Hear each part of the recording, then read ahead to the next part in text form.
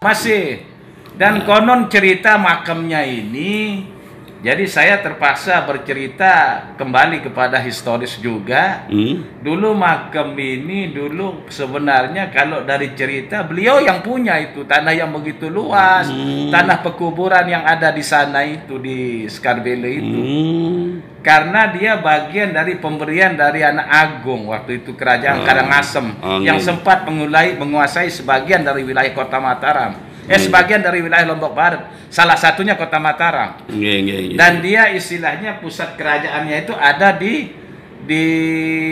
Pagutan tuh, di Mayure. Di Mayure. Nah, artinya pada saat itu kuburan itu diklaim dia yang punya, makanya orang minta izin di dia apa semua kegiatan apapun. Tetapi karena zaman dulu kan tidak ada orang memberikan sertifikat dan lain sebagainya, kan hanya bilisan saja kita dapat cerita, kan. Betul, nah betul. Dari cerita itu istilahnya berkembang lama-lama, tapi tidak ada yang menggubris, tetap berjalan untuk kepentingan kita bersama. Kalau zaman beliau itu dulu, beliau bagaimana mempersatukan umat dari Gebang itu sampai Karangpuli sampai Tanjung Karang itu diistilahkan dengan aliansi. Jadi membentuk aliansi secara tidak langsung beliau itu. Artinya pada saat itu terjadilah ya kesepakatan bersama pada saat itu Jumat begiliran, Mulut begiliran, dan itu masih dipertahankan sampai dengan sekarang. Semua begiliran begitu. Nama Tangkeroan zaman laik kan. Jadi banyak sekali dulu istilahnya cerita-cerita tentang yang memberikan nama Skarbele kan Tuan Guru Makam sebenarnya. Tuan Guru Mustafa. Ya, kalau kembali kepada historis dulu istilah Skarbele ini kan Skarbela diambil dari kata Karbala. Padang Karbala. Padang Karbala. Ya, makanya Padang Karbala ini sempat menjadi ibu kota kecamatan Skarbele sekarang. Artinya Padang Karbala asal usul orang Skarbele itu. Dia sangat cinta dengan cucu Rasulullah dengan makanya yang di peristiwa Padang Karbala kan. Kemudian pada saat itu pada saat itu Tuan Guru Makam ini tadi saya cerita Tuan Guru Makam ini kaitan dengan sejarah Skarbele ini dari segi fakta kan tidak cukup kita istilahnya namanya ini kita diceritakan dari Padang Karbala, apa buktinya, apa faktanya yang menjadi dasar.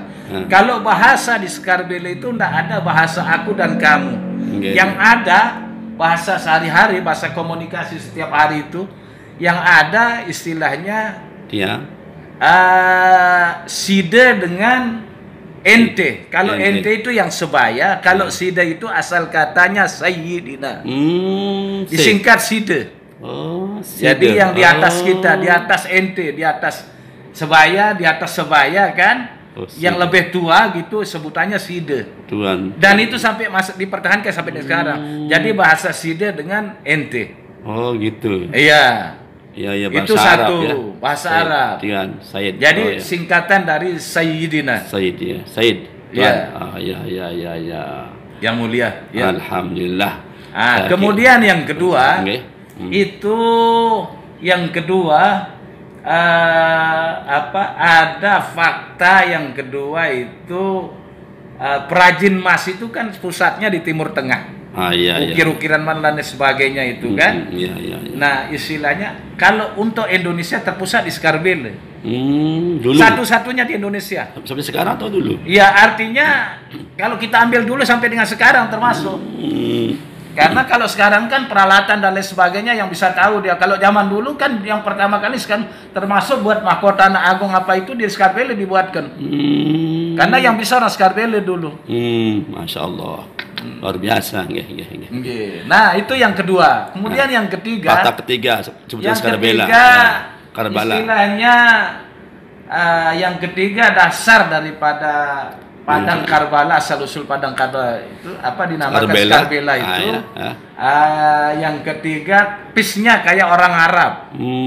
Orang Skarbela kan cukup terkenal dulu kalau disebut orang Skarbela kan karena pisnya itu kayak pis orang Arab begitu. Keturunan Arab ya. Ya, ada keturunan Arab. Nah, kemudian yang keempat ini yang masih dipertahankan sampai dengan sekarang. Terkenal dengan sebutan Madinatul Ilmi. Pusat tempat menimba ilmu agama khususnya nahwu Arab. Di sini dia menggali di Sekarbele gitu. Ya, betul. Nah, artinya dari fakta-fakta ini ternyata setelah meninggalnya almarhum yang di Padang Rea itu, yang istilahnya wali yang dari Baghdad itu tinggal di Sekarbele. Kemudian wafatnya di Kuranji. Pada saat itu menurut konon ceritanya dianiaya oleh anak ini kerajaan Karangasemnya, kirim pasukan pada saat itu dia dianiaya. Nah, kemudian pada saat itu Tuan Guru Makem lah yang memberikan nama Padang Rea. Tuan Guru Mustafa Kamal ini. Yang setelah dicari tidak ketemu kita kuburan, jasadnya tidak ada. Hanya tetesan darah saja di sana dilihat. Itulah yang menjadi makam yang dipertahankan sampai dengan sekarang. Dan itu tempat kadang kan orang ziarah ke sana mencari tempat-tempat yang makbul gitu. Nah, kemudian artinya setelah dia meninggal terukirlah yang namanya Padang Karbala ini. Ternyata padangnya di Padang Rea, Karbalanya di Sekarbele. Yang memberikan dia nama Padang Rea itu Tuan Guru Makem, Tuan Guru Mustafa Kamal. Itu yang dengar cerita dari abah kita dulu. Masya Allah. Semoga ini sebagai satu inspirasi bagi kita. Amin. Untuk memperhatikan kewalian, keulamaan Lombok kita.